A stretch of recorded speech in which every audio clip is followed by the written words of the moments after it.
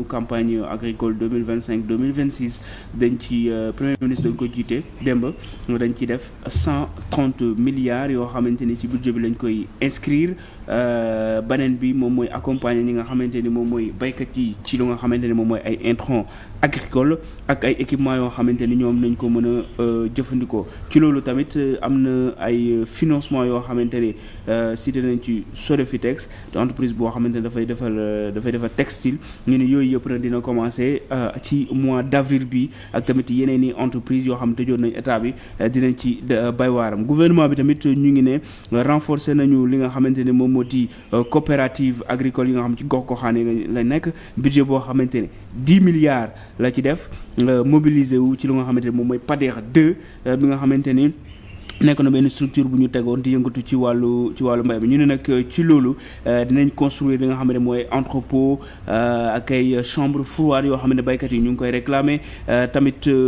perte yi nga xamante ne doon nañu ko am ñu mën ko rattraper bu ko defee mën a rentabiliser lii di exploitation agricole beneen bi moom moo di ay recrutement yoo xamante ni 1000 jeunes volontaires la ñu recruter ci àll bi ngir ñu renforcer li nga xamante ni moo di tool yi jàpp ci mbay mi leneen li nga xamante ni gouvernement bi wax nañu ko dañuy lancer benn programme boo xam ñu ngi ko tuddee programme Allo Tracteur muy permettre ñi nga xamante ni ñoo entreprise publique ak privée yi ñu yëngatu ci li nga xamante ni moom moo di jàppale ñii di baykat yi ci seen tool yi. Guy Marius Sagna li mu bëgg mooy poursuivre Macky Sall waaye le groupe parlementaire Takku Wallu ñu ngi dénoncé. waaw Guy Marius Sagna député à l'Assemblée nationale moom dafa def benn bataaxal jébal ko président Assemblée nationale mu nekk proposition résolution boo xamante ni dañuy accuser ancien président Macky Sall ne da juñ ko lii di haute trahison lan moo tax nag ñoom dañu évoquer ci rapport Guy Marius Sagna ci rapport Cour des comptes bi nga xamante ne moom am na 2517 milliards yoo xamante ne génne nañu ko dañ ko leb ci état Sénégal daal koy dépenser te jaarul benn yoon Assemblée nationale c'est-à-dire amul benn traçabilité loolu ñu ne Guy Marius Sagna ni haute trahison la ak wàllu finance maanaam retirer xaalis ak tamit wàllu financement ci loolu groupe Takku Wallu Sénégal nekk groupe Assemblée nationale Aïssata Tall Sall jiite ko ñoom nee nañ nag Guy Marius Sagna il est complètement à côté de la plaque ndaxte moom Macky Sall deful yooyu yëpp dafa am ay montants yoo xamante ne suñu koy leb wala suñu koy financer ci beneen anam la ñu koy defee ñu ngi nag ñaawlu nañu li nga xamante ni moom moo di résolution boobu nga xamante ni député Guy Marius Sagna juñu na ko ñu ne nag loolu ay affirmation gratuite la bëgg a jaxase le peuple sénégalais ak le peuple à l'étranger ak kii fi nekkoon président Macky Sall doolu bu di rabaisser suñu démocratie ñoom député yi nag ñoom ñu ngi dénoncer ne dañuy ternir image yu ancien président Macky Sall nga xamante ne c'était un grand président di wax ne rek ñoom nee nañu lépp nag li nga xamante ne laaj nañ ko ci combat boobu dinañu ko def ngir restaurer li nga xamante ni moom mooy image du président Macky Sall ak tamit démocratie. député bi di Pape Djibril Fall mu ngi critiquer la politique du premier ministre Ousmane Sonko waaye mu ngi invité union des magistrats du Sénégal ñu défendre seen ministre. waaw député Pape Djibril Fall mu def na benn sorte bu remarqué hier sortie bi nag daf ko jagleel ki nga xamante ni moo di premier ministre tontu yi mu ko tontu bu mu yëkkatee kàddu à l'Assemblée nationale laaj ko ay laaj ci ñu dàq la plupart moom Pape Djibril Fall nag nee na Ousmane Sonko amul lenn lu muy tontu lu muy tontu lu dul moom député bi dafa aéré li mu wax amul sens te amul lenn loo xamante ne mën na ko critiquer ci ñu doxalee nee na Ousmane Sonko nag moom moo aérien ci boppam te moom moo xamul li xew ndaxte moom lépp lu mu wax loo xamante ne ay employés sénégalais ñu dàq am na ci ay preuves te ñoom te am na ay kayit mën na ko firndeel leneen li moom mooy di que union des magistrats du Sénégal dañu seetaan ki nga xamante ni moo di ministre de la justice nee na ndax ministre de la justice dañ koy malmené def ko di koy yàqulu ne ko guddeeg bëccëg te dañu ko war a protéger te loolu dafay wane ni rupture amul loolu la Pape Djibril Fall nga xamante ne moo jiite les serviteurs wax leneen li nga xamante ni wax na ko nee na dañuy teg pression président de la République ne dañuy teg pression su justice nee na loolu warul nekk ndaxte ñoom la ñu war a teg pression ñoom ñu liggéey te bàyyi li nga xamante ni moom moo di jaxase lii di askanu Sénégal ak ñi nga xamante ni ñoom ñooy ñii di opposé wu ñoom ñu nekk à l'Assemblée nationale nee na parce que ñoom bu ñu nekk Assemblée nationale xasuñu kenn waxuñu kenn lu ñaaw dañu yëkkati ay argument yoo xamante ne ci yeneen Sénégalais yi ñoom ñoo leen ko jox ñu yeggee ko ñi nga xamante ni ñoo di gouvernement bi mais nag nee na c'est malheureux que loolu yëpp daal di am ndaxte même Assemblée nationale bu fa taxawee di wax sax nee na boo taxawee di wax lu am solo sax député yi nga xamante ni si majorité bi la nekk yow la ñuy yëg ci pupitre bi di la xas te loolu nekkul li nga xamante ni moom moo di Assemblée nationale bu am rupture comme ni ñu ko doon waxee. merci beaucoup Pape Malick ñu jaajëfal bu baax a baax. lan ngeen xalaat ci Guy Marius Sagna li mu bëgg a toppee le président Macky Sall. moom mooy projet résolution bu mu soulevé démb ne dafa am lu toll plus de 2000 et quelques milliards yoo xamante ne ay emprunt la woon yoo xamante ne Assemblée nationale daf ko waroon inscrire ci budget bi ci budget bi te defu ko amul traçabilité loolu junj ne nañuy toppee Macky Sall haute trahison mais man nag boo daf ma poser problème de procédure la am parce que bien que président de la République moom mooy un peu tête pensante ñi nga xamante ne moom mooy diriger mais am na déjà ñu nga xamante ne ñoom ministre des finances ñu ngi fi d'habitude su fekkee dafa am ay emprunt yu ni mel ñoom ñoo koy porter te premier responsable yi pour man ñooñu la war a njëkk a doon bu fekkee dañuy ko ñooñu lañu war a njëkk a entendre ñu mu demee balaa ñuy dem ci chaîne bi nga xamante ne moom moo di le président de la République pour man c'est moom mooy maillon bi nga xamante ne mooy dernier maillon ci affaire bi su fekkee ne mënuñu par exemple ñëw di interpeller koo xamante ne moom moo mujj ci chaîne bi alors que am na ñoo xamante ne normalement war nañ leen mën a déglu ci traçabilité yi nga xamante ne xaalis bi foofu la jaar wala ni ñu ko mën a defee pour man loolu moom war a njëkk faut pas que ñu inverser les choses boobu mooy beneen bi moom mooy député bu nekk am nga droit aussi tamit def sa liggéey que ñu gindi askan wi parce que toujours c'est ça le travail d'un député pour man aussi boo nekkee député il faut que li nga xamante ne bien que ça c'est enrobé de politique bu ñu ko réere mbir mais bu fekkee da nga nekk député aussi tamit il faut que ngay def loo xamante ne dina def sensu xaalis boo xamante ne utiliser nañ ko waruñu ko utiliser nga laaj ni nga xamante ne utiliser fan ngeen dugal xaalis bi bu fekkee dañu def ay njuuj njaaj yoo xamante ne du yoon tamit nga taxaw ni nga dénoncer ko bu fekkee ne am nga mën nga saisir justice am nga moyen bi nga def ko pour man loolu c'est son droit mais dañu commencer foo xamante ne waruñu foon commencer parce que tamit dina difficile à la fin ñu ci topp Macky Sall parce que am na loo xamante ne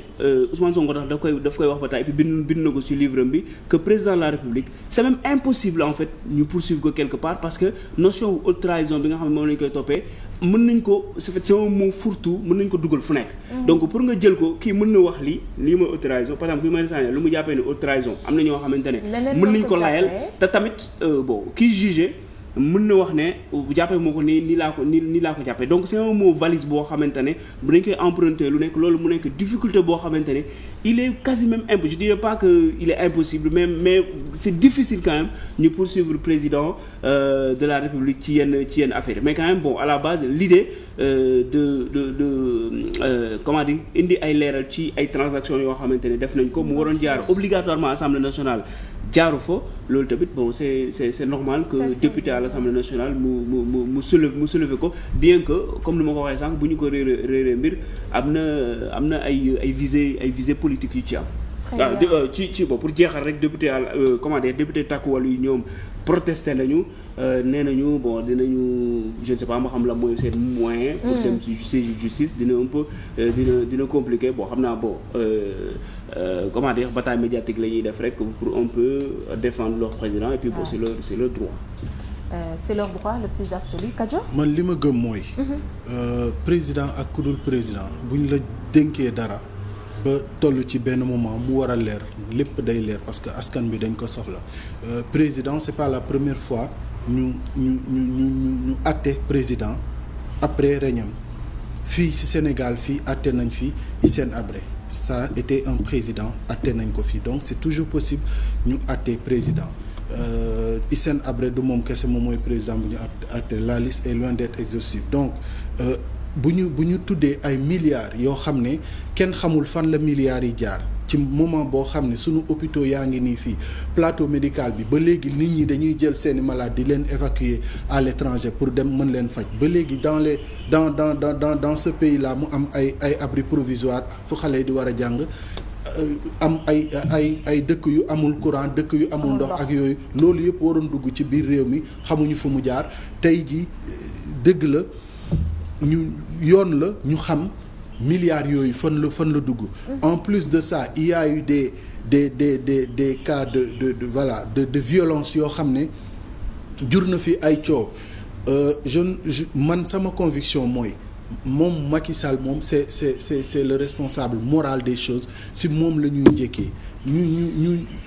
suñu commencé ci ay ministre kon dinañ dem ba ci ay DG wala yooyu c'est-à-dire que la signature surtout si côté moyen côté financement yooyu noonu am na loo xam ne c'est sa signature qui permet que loolu am donc il faut que loolu mu leer fu mu munti nekk dafay ñëw fii ñu ngi koy fal ay fu mu munti nekk mais fii la war a ñëw mu setal deram fii nii ba pare te j'espère que initiative bi député bi jël il va aller jusqu'au bout parce que Sénégal tam il n'est pas question parce que bu boobaa après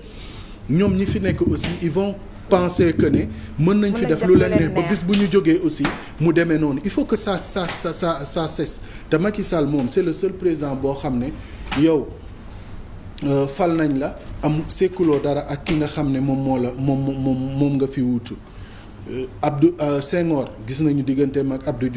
Abdou Diouf bi mu ñëwee Ablaye Wade ñëw gis nañu Ablaye Wade daf ko jël am lu mu ko confier sax pour mu représenter ko loolu nekk rafetal mu ngi dem mais au moins ñagasul. Ablaye Wade nekk na fi ba dem Macky Sall nekk na fi ba dem gisoo leen fenn fu mu toogee ak Ablaye Wade wala fu mu ko invité ci dara mu nekk en boo xam ne ñoom ñaar pour des gens qui ont cheminé pendant 8 ans mu def ci yow lépp lu mu mën a def ci yow réconciliation de façade la réconciliation de façade parce que bu doon réconciliation de façade di nga gis après leneen lu ci tegu donc moom tey ji moo ne li mu kii rek loolu lañ koy jox il n'a qu'à revenir mu leeral ay mbiram. te da ngaa bëgg mu ñëw. day ñëw par force dina ñëw de. nee na ñu ngi koy fal à gauche far dóor yooyu noonu kii dóor yooyu nga xam ne moom lañ koy nommé kii la. marteau comment dirais suñu invité démb bi. wax na fi de waat nañ leen a Macky Sall dina ñëw moom xam naa ne am na lu mu ci xam Mouhamed Sow ñu ngi koy nuyu Amadou. non je pense que juridiquement parlant lu mën a nekk la parce que nee nañ le président de la République seule la haute cour de justice moo ko mën a juger. Il faut une résolution de 3/5 des députés au niveau de l'Assemblée nationale te Pastef am nañu li nga xam ne moom mooy la majorité donc ils ont largement donc li nga xam ne moom mooy 3/5 des députés pour mën a voter li nga xam ne cette résolution donc juridiquement parlant. lu mën a nekk la. loolu benn la deuxième aspect bi aussi Pape Malick mi ngi ko doon soulever peut-être ci li nga xam ne moom mooy la définition de la notion de haute trahison donc c'est benn notion boo xam ne fourre-tout la mais kan moo ko war a interpréter seul le juge moo mën a interpréter exactement lan mooy haute trahison c'est pas à Guy Marius Sagna c'est pas au député d'interpréter une loi qui n'est pas claire donc c'est le juge en tant que tel parce que ci composition li nga xam ne haute cour de justice c'est pas seulement des députés seulement qui vont composer donc la haute cour de justice dina am ay magistrats donc ces magistrats là donc ñoom ñooy def liggéey bi maanaam def une interprétation claire donc de cette notion là donc juridiquement parlant amul problème te aussi man je pense que c'est une bonne chose pour la démocratie aussi Kajoor mi ngi koy wax c'est-à-dire un président de la République boo xam ne wàcc na fii ci Sénégal ñun ñu woowaat ce président de la République def suñu haute cour de justice donc ça va vraiment renforcer la démocratie sénégalaise donc day nekk vraiment benn image boo xam ne dans le monde surtout en Afrique nga xam ne dañoo gis des présidents de la République yoo xam ne à chaque fois bu ñu defee dara c'est pas le peuple moo ko jugé mais CPI la ñuy woo Cour pénale internationale ce sont des juridictions internationales ñoom ñooy woo nos présidents de la République di leen juger maintenant ici au Sénégal ñun suñu démocratie dem tollu ba fa nga xam ne un président de la République élu wàcc ñun ñu woo ko donc defal ko li nga xam ne moom mooy son procès je pense que c'est une bonne chose pour la démocratie te dafay permettre tout simplement mu wane ne képp ku fi mënta nekk après à partir de Macky Sall keneen képp ku fi mënta ñëw lépp loo mën a def tu vas rendre compte donc loolu je pense que ne man sax dañ ko war a sax mën a def bu fekkee mën nañ ko def actuellement nañ ko def parce que Sénégal fi mu toll actuellement dañoo bëgg vraiment renforcer li nga xam ne moom mooy suñu démocratie te comment renforcer notre démocratie mooy culte de l'impunité bi mu jeex c'est-à-dire diw def na diw deful nga nekk président de la République nga nekk ministre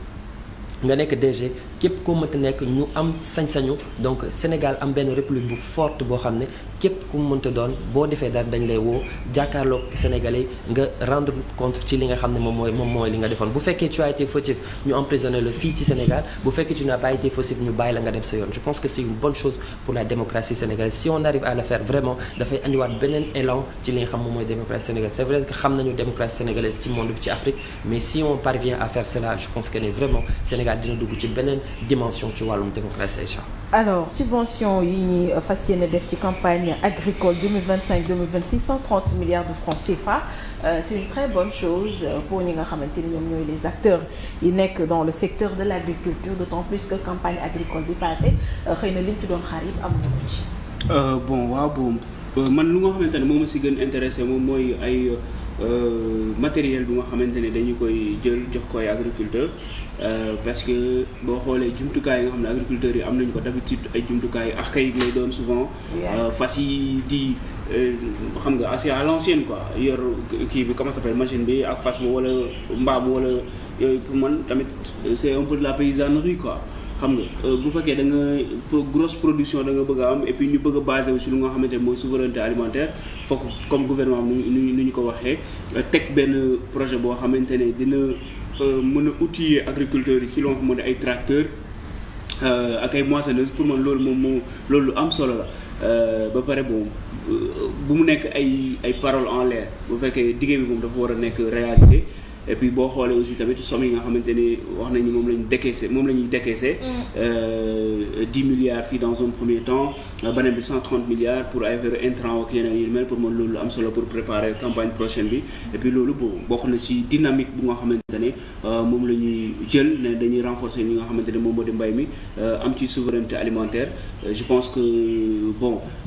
c'est une bonne chose que bon xaalis bi ñu bañ ko détourner rek comme li daan am la plupart du temps wala mu nekk ay calcul parce que bon c'est comme ça ay calcul politique la daan am gars yi dañu daan dekkee sa xaalis bi yóbbu ko ci collectivités yi boo ko jox agriculteurs yi mais dañuy dem xool cibler ay agriculteurs yoo xamante ne ay producteurs politiciens lañ xam nga ñuy jël ko dóor ko seen poche xool financé ñu nga xamante ne ñoom ñoo leen neex bàyyi ñeneen ñi donc pour moi loolu aussi tamit c'est injuste et puis loolu promouvoir li nga xamante ne moo di développement pour que ñu développer daal il faut que ñu yemale ñëpp baykat yëpp ñu yem même longueur d'onde bu ko defee boo ñu xàccandoo doorandoo et puis loolu pour man moom mooy jëmal kanam suñu économie agricole. en tout cas rupture la ñu bëgg moom la ñu woote moom la ñu jaay sénégalais xaalis bi nga xamante ni koy génne di ko subventionné si yenn secteurs yi muy am suivi. xam nga moo gën ñu génne xaalis rek bàyyi noonu après ñu toog ba au bout de quelque temps ñu naan xaalis bi fii la jaar. non daan nañ ko dinañ d'habitude sax dinañ ko bon suñ koy ordonné dina jaar. classiquement fu mu war a jaar mais su demee ba ci collectivité yi dafay am ñoo xamante ne ñoo fa nekk ñu am association yi nekk ci mooy association locale yi fa nekk. ñoom ñooy jël affaire bi au lieu que ñu jaar la ko fu ñu ko war a jaarale mais duñ ko def. c'est dommage dañuy xool ñu leen neex ñu jox leen ko te pour moom loolu aussi tamit voilà c'est pas une bonne chose. moi je pense que da ngay wax ñu association locale yi rek mais lépp ci ministère yi lay commencer fu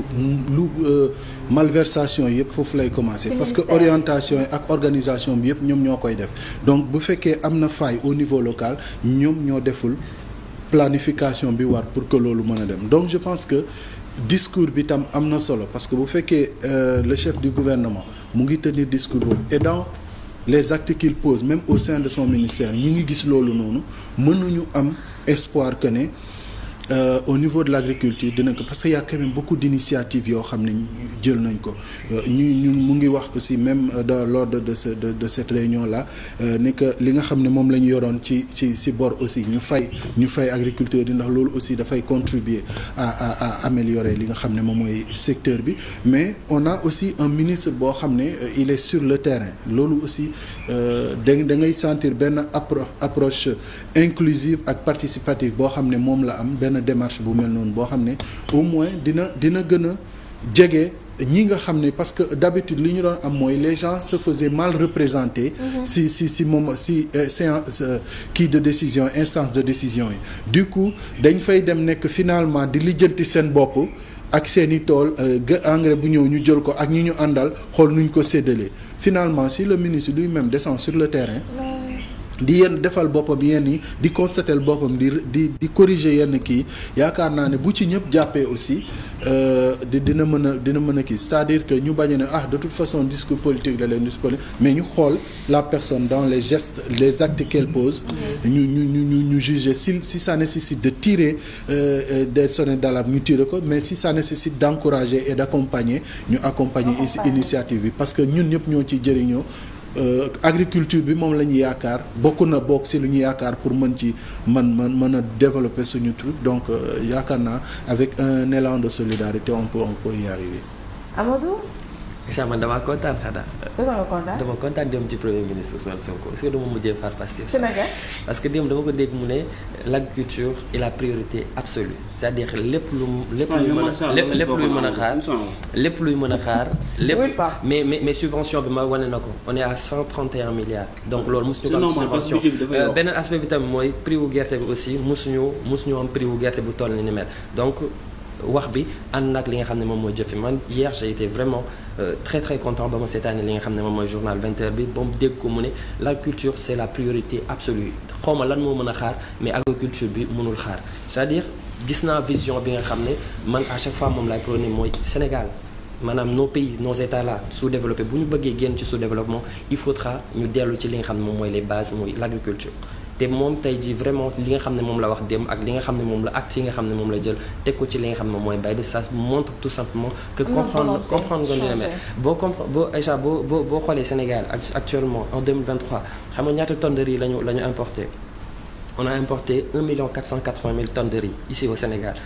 ceeb lay lekk donc bu ñu bëggee lekk ceeb di importer autant de ceeb c'est pas normal bu ñu bëggee am souveraineté alimentaire bu ñu bëggee am indépendance bu ñu bëggee am souveraineté sur le rayonnement international il faudra ñu produire ici localement en 2024 déficit budgétaire bi c'était 4 000 milliards donc 4 000 milliards booy xool c'est presque le budget de l'État te déficit budgétaire lan moo ko andi mooy importation yi nga xam ne moom la ñuy importer moom moo gën a bëri li nga xam ne moom mooy les exportations du pays te la plupart des exportations ce sont des matières alimentaires maanaam céréales ceeb yeneen yi nga xam ne moom la ñuy lekk donc bu bëgg Sénégal bu ñu bëggee développer ce pays il faudra aller vers l'agriculture et je pense que ni le nouveau gouvernement boo xoolee acte ils l'ont compris boo xoolee ci acte yi nga xam ne ñu ngi koy def vraiment da nga gis ne ci loolu la ñu bëgg a dem maintenant je pense qu'il faudra après ñu xool nan la ñuy continuer ce travail parce que du doon production kese il faudra production plus post-production c'est-à-dire après la production il faudra ñu stocker les produits il faudra conserver les produits il faudra aussi transformer ces produits te bu ñu déggee ci li nga xam moom mooy transformation je pense que dinañ mën a régler problème yu bëri ci li nga xam moom mooy pauvreté mais aussi sur le chômage des jeunes nit ñi liggéeyuñu mais si on arrive vraiment à produire ici au Sénégal dégg naa mu ne dina jël 1000 volontaires dugal leen ci li nga xam ne moom mooy mbay bu mënee jël lu ëpp loolu sax na ko jël dugal leen ko jox leen salaire daggal leen salaire xale yi toog fii liggéey ci li nga xam moom mooy tool yi parce que si on veut développer le Sénégal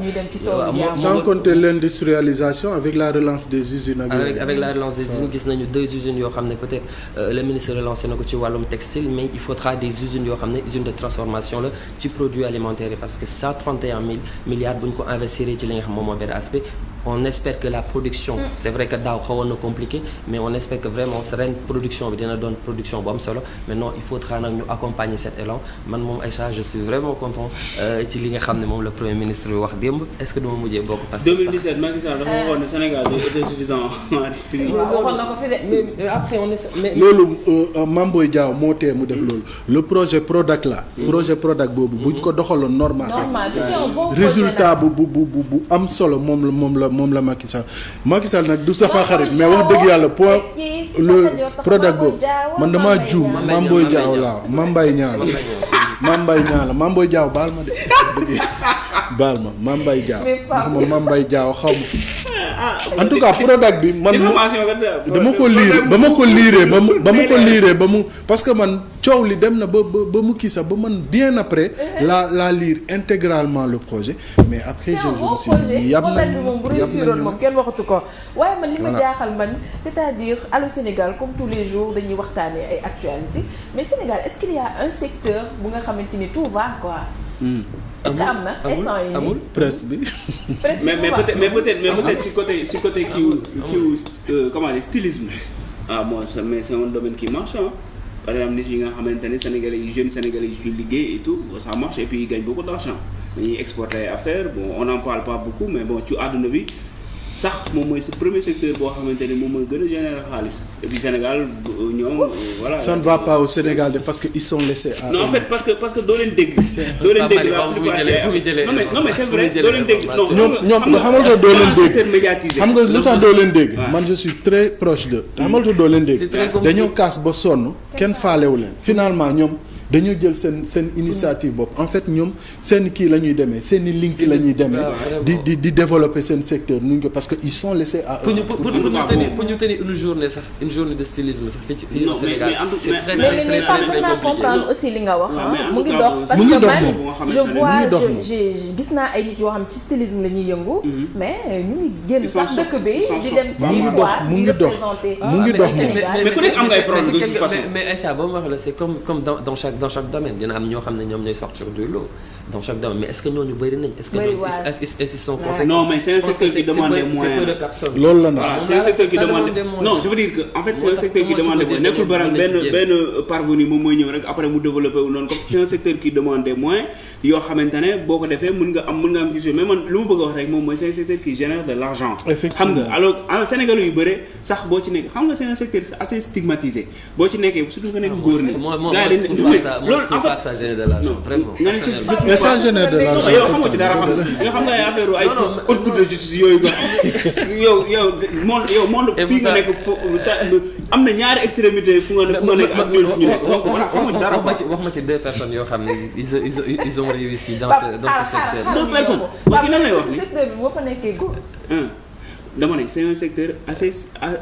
stigmatisant. soo ci nekkee nii surtout nga nekk góor. et puis voilà exactement c'est pas au Sénégal mais non mais Amadou yow foo ne. moo kii dafa mel ni yow da nga déconnecté wu quoi. tu es complètement côté de la plateforme. non mais franchement man kii gënumaa bëgg mode ak stylisme. c'est pas ici au Sénégal c'est pas ici au Sénégal que la mode paye. du fii. ah bon non nañ ko waxee. alors merci beaucoup. yow est-ce que mën nga ma wax benn styliste Sénégal. yow daa ko njëkk a laaj sànq tontu woo. Colère de Sow. Sadia mu ngi kaso. waaw mën na wax ma kenn. yow xamul ci kenn. depuis kon de alors depuis. mu dégg mën naa wax benn styliste Sénégal te jigéen la elle est très connue. non jigéen de 5 de. elle s'appelle Eva. faut pas que ñu def ay publicité. Eva la diva c'est pas de la publicité ce que je te dis là c'est vrai. c'est une femme elle est styliste elle est très connue day dem ci dëkkaan yi di dem ci ay foires di représenter Sénégal c'est une fierté. ah d'accord. c'est pas de la publicité c'est la vérité. dama foog ni Adama Paris on connaît très bien. alors merci beaucoup ñu tàggatoo xamoo ci kenn photo Adama Paris ko la ko waxoon loo xamoo. avocat nga yow ay haute cour de justice nga xam maa ngi bëgg a gëm Pape li ma wax.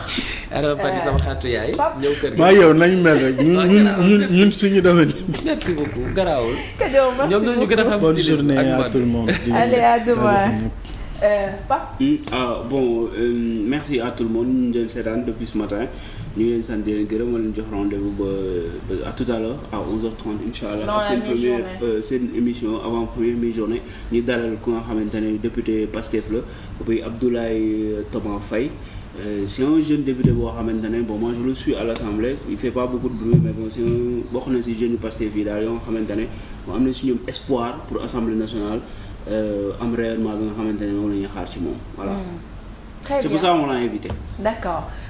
Amadou merci beaucoup. merci beaucoup bonne journée suñuy téléspectateurs di leen wax continuer seetaan li nga xam ne moom mooy la 7TV les programmes continuent. Merci beaucoup. Allez, merci à toute l'équipe matinale. Jaajëfal ñi fi jaar depuis ce matin Grégoire, Charline et toute l'équipe ici présente. Ñu jaajëfal aussi Ousseynou au niveau de la régie. Merci beaucoup à vous aussi avec les spectateurs. 10h ngeen am le flash d'information avec Grégoire. Retrouvez Pape Malick et Sister Maria à 11h30 et moi je vous retrouve à 14h30 dans votre émission Slow Time lu may loolu programme bi dafay daal di passez une excellente journée.